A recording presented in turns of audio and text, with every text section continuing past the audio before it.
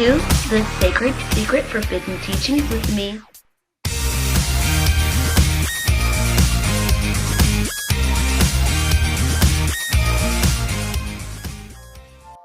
Hi everyone, it's me, Alura. Welcome back to my channel. So I've explained to everybody before that I am not only an angelic psychic that has had many experiences as an incarnated angel in the celestial realms, but I'm also a metaphysician, a doctor of divinity, a theologist, and a psychologist. So I've combined psychology, science, my psychic abilities, religion, and everything that I know from my heavenly memories together to bring to you truth. In my prior videos, I've put things into a very easy way to understand because I want to reach out to all different types of audiences of all ages. But now I want to take this channel a lot more seriously. The truth has to be put out there, and that's what I've been trying to do all along. But now it's time to really get into those truths a little bit deeper so that you can all have a better understanding of exactly how deep the rabbit hole goes. This world has been greatly deceived, and I can remember from my celestial memories exactly what happened in the beginning. And I did a video about that as well, talking about the starseeds, the angelics, how they got their beginning. I was also talking about, how the DNA was suppressed by other entities. But what I want to get into now is about the first race on Earth, because there is a large misconception that Adam and Eve, the first beings here on the earth, were molded and shaped into physical beings. And because they sinned in this Garden of Eden that was supposedly to have existed here on this earth, they were kicked out of the garden, and that is why people have hard lives and troubles and such. But that is not at all what happened, and the truth has been out there right before your very eyes all along. It's just that the religious leaders in this world did not want anybody to know the truth, because then they would understand their origin, not just as a soul, but as a physical being. And they concealed it. They kept the knowledge for themselves, as they have always done with a lot of the secret teachings. And they've kept it, to pass it down through the generations, for their families and those who thought that they could buy their way through the ascension, buy their way into salvation. And that's just simply not the case. So I'm here to bring to you these truths, and I want to start by saying that, I'm not a part of the New Age movement by any means. I do agree with a lot of the teachings in the New Age movement because they have incorporated a lot of the different ideals from a lot of the other religions out there. And let's face it, those religions aren't man-made per se, because the information that started them came from other types of beings out there in the heavens or the celestials. And man was the one that took those celestial teachings and made them into what they wanted them to be, what they wanted the people to believe. And they kind of hid away the truth, the original teachings that they got from those celestial beings. So it's a big conspiracy, and, if you ever read the Christian Bible and thought, hey, this really contradicts itself here, and, some of the things just didn't make sense. You can read in the book of Ezekiel, they're talking about spacecrafts, and if you go into Egypt, you can actually see hieroglyphics on the wall that depict spacecrafts, and even some of the technology of aircrafts that we have today. So they had this knowledge, this wisdom, that there were beings out there formally, but they kept it to themselves. And the group that was behind it all was actually a part of the race that came here in order to take over and dominate the world, and dominate man to their own injury. They really wanted to suppress mankind and enslave them. And if they couldn't do it physically, they wanted to do it mentally, spiritually, and emotionally, while allowing people to think that they were physically free. So this whole entire video is going to be like a series, and I'm going to be going over one of the sacred forbidden teachings, which is the truth about the original parents, the Adam and Eve, and what happened with them, and exactly, where they came from and how they came to be here and so on. And I think that this will really apply to light bodies, angels, ascension, awakening, and extraterrestrial races, which is what this channel has always been about.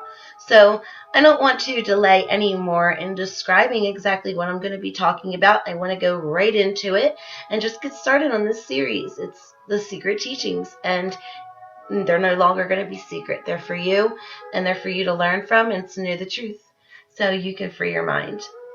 So in the book of Genesis, we're talking about Adam and Eve, and they only explain, that Adam was made from the dust of the earth, and that God gave him the breath, the Creator gave him the breath, and he came to life. And then, Eve shows up. They say that Eve was created with a rib bone from Adam, and that the rest of her body was formed around her, and that the Creator, gave her the breath of life, and she came to life as well. But they have an entirely different story that was supposed to have been included in the Holy Scriptures that they did not include, and it was with very good reason.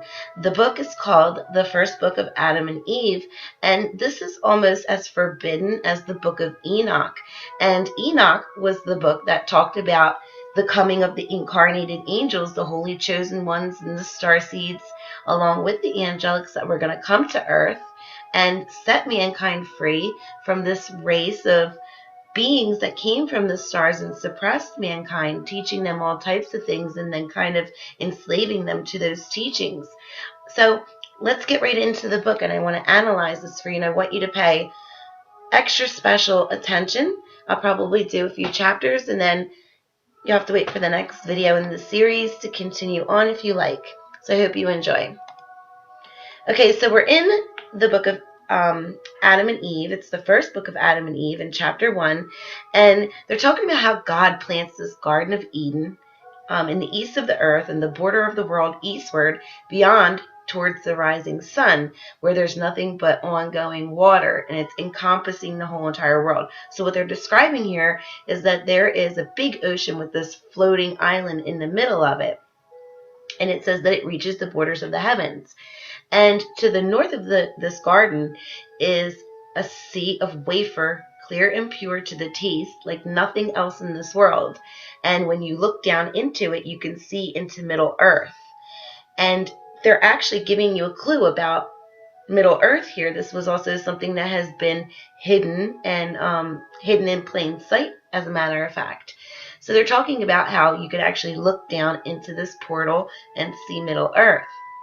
And it also goes on to say that when man washes himself in it, he becomes clean and white, of whiteness, even if he were dark.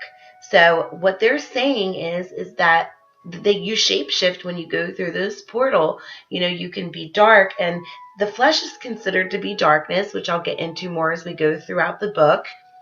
And it says here that you get turned into whiteness, even if you were made dark, in this flesh. So they're saying here, you go through this portal, and 1 minute you're a physical being, and the next minute you are a light body.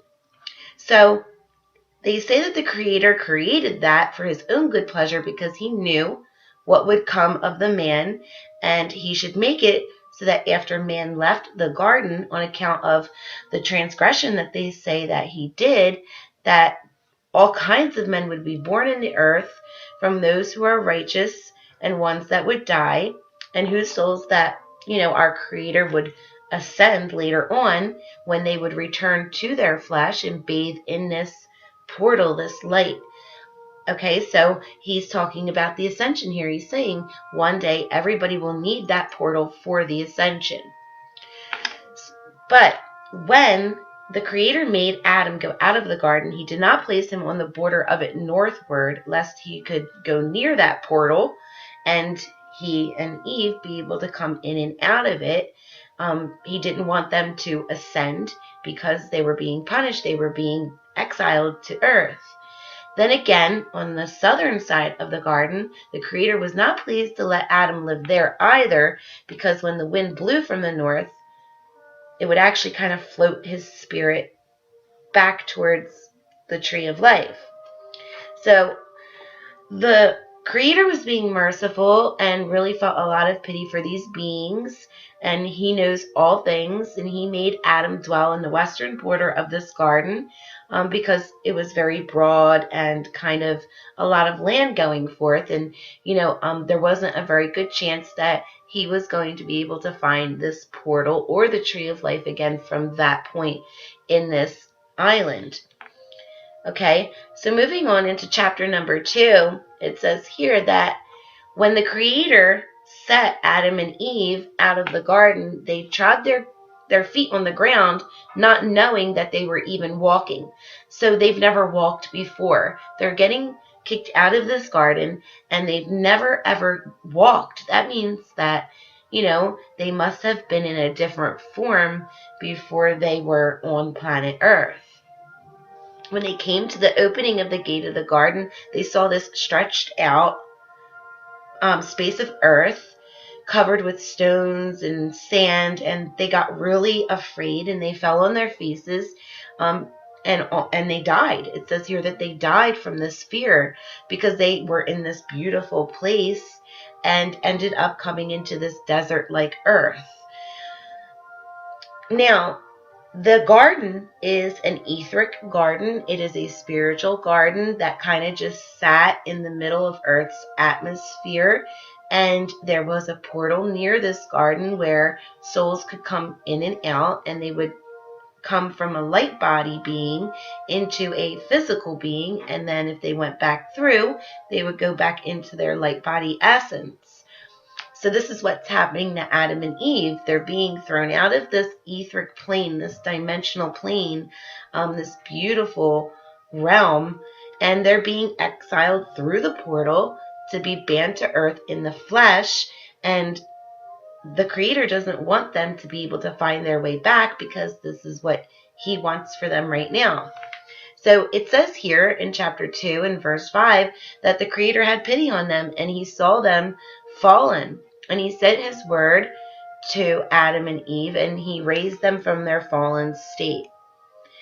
And He says, I have ordained on this earth days and years, and your seed will dwell and walk in it until a certain amount of time is being fulfilled. And word that created you, which you have transgressed against, that made you come out of the garden, will also raise you again when you're fallen. Yes, the word that will again save you when 5 days and a half are fulfilled.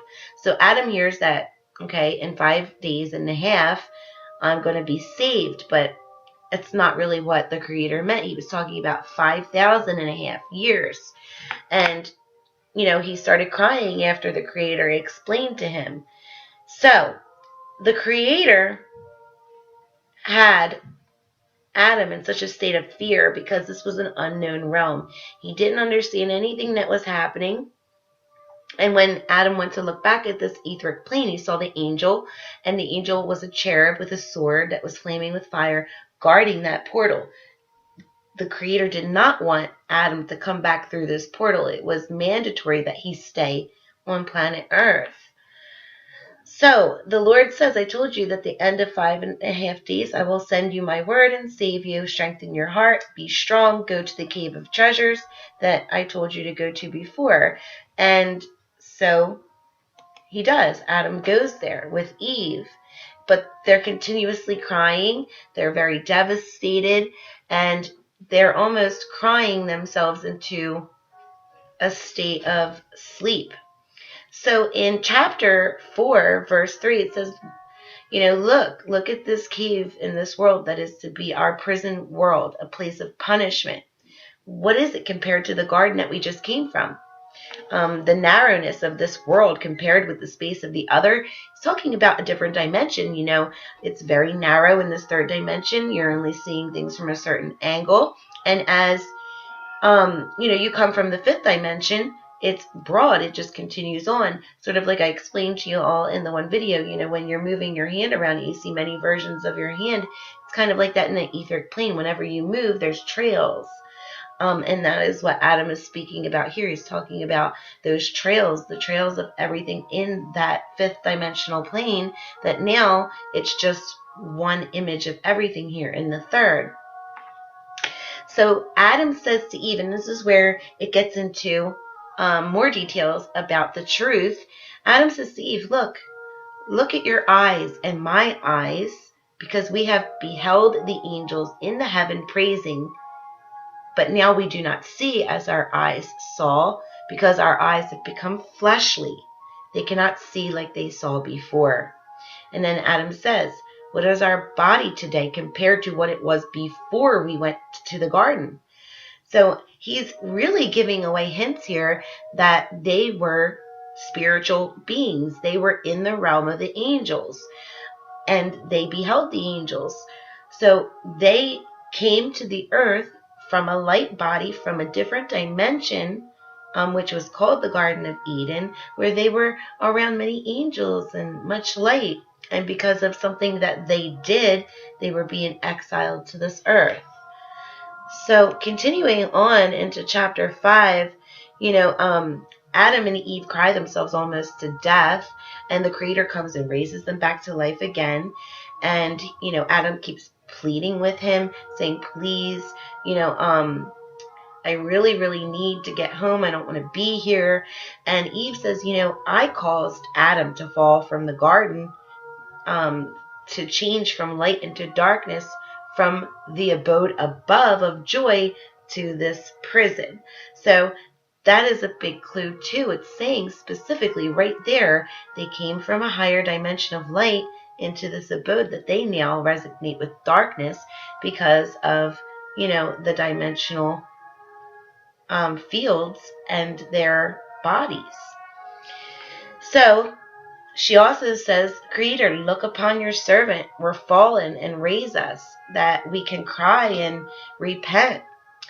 Don't take away his soul, but let him live and stand after the measure of his repentance. But if you don't raise him up, O Creator, take my own soul so that I can be like him and not be stuck in this dungeon alone and afraid. Then it says here that the Creator went and said that, that he would indeed come and save them, but only after the day that he continued to promise, the 5,500 years. So the Creator looks upon them. They had killed themselves through this grief. They're in this place they've never seen before. They're scared. They're acting very pathetic. They're begging. They don't understand the state that they're in, this physical state. They don't understand the way that the realm works. And they're just kind of hiding out in this little place until they can feel, comfortable. It's getting dark outside. They've never seen nighttime because it's all light in the upper realms. So the Creator looks upon them and he raises them, he comforts them. And he says to Adam and Eve, you transgressed of your own free will until you came out of the garden in which I placed you. Of your own free will, you transgressed through your desire for divinity, greatness, and an exalted state that I have. So I deprived you of your bright nature in which you were in then, and I made you come out of the garden to this land rough and full of trouble. And then it also goes on to say here that, I have brought you to all of these sorrows, for I am the Creator. When I created my creatures, I never intended to destroy them, but after they rouse my anger, I have to punish them with these plagues until they repent, or they'll be cursed forever. So he's saying you have to learn something. Adam and Eve were sent here because they have to learn something. If they don't learn, then they're not going to build that inner strength that they need in order to go home. They were in a place of light, and now this is very, very dark experience. So they continued on crying, and the Creator kept having pity because the Creator is very loving for creation. And he keeps promising them that he's going to redeem them after that period of time goes by. And they're also afraid that the animals of the realm that they see that they've never seen before are going to eat them, or somehow, cause them harm. So the Creator changes the consciousness of the animals, because they're reacting very differently to Adam and Eve. They've never seen them either. So basically, they're reacting very differently. The Creator has to alter the state of consciousness in the animals so that the animals will be able to be more calm towards people, and Adam and Eve can be saved. So it's not like he really wanted to punish them. He's still looking out for them big time here by protecting them and making sure that they stay alive.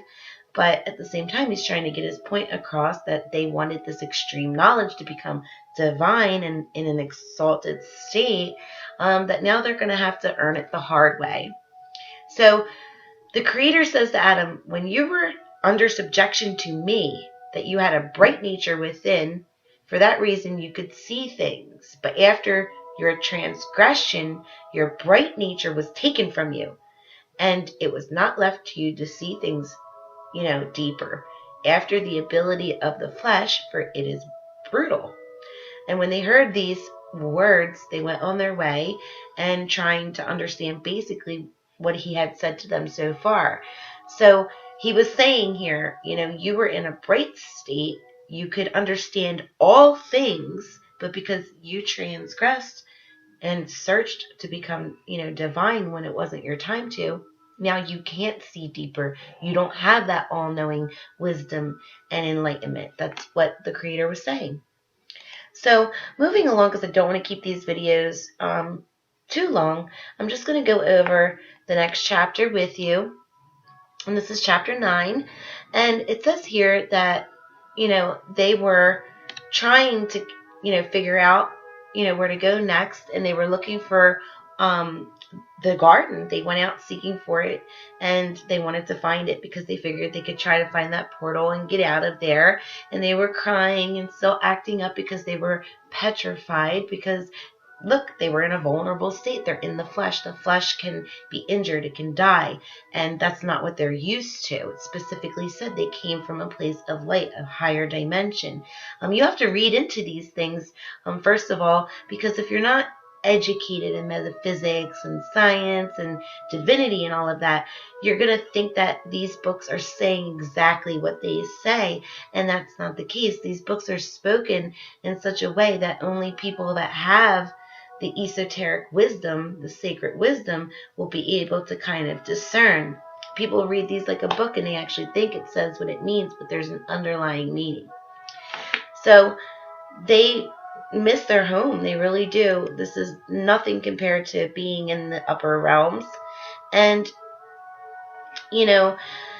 Adam goes ahead and says, to the Creator, while we were in the garden, we did not require or care for water. But now since we're here on earth, we need it. And, the Creator says, while you were under my command, you were a bright angel, wherein your body needed to grow, but now it is like that of the beasts of this place and needs water to survive. And Adam and Eve heard this and they cried, and they still kept begging to go home. And the Creator said, after 5,500 years, I will bring you back into the garden, you and your righteous seed. So what we have here is a classic case of two angelic beings, two light beings, that were exiled from their home because, let's face it, a lot of the light beings are made and downloaded with their program, their consciousness, according to what the Creator will need them for in the celestial hierarchy. And I know that a lot of people don't believe this. They say that, we have been created to become like God, and that we are God, and that actually the Creator is not even a person, it's a essence. And that's not true either. Now, when I was home, I can remember that Source was an infinite light, an infinite energy, and that Source, out of its consciousness, pushed forth two more beings, a feminine and a male energies, that were working together in unison, and they expanded more and made even more beings, and those beings expanded more and made even more beings, and everything was very perfect, very beautiful. There was no death, no time.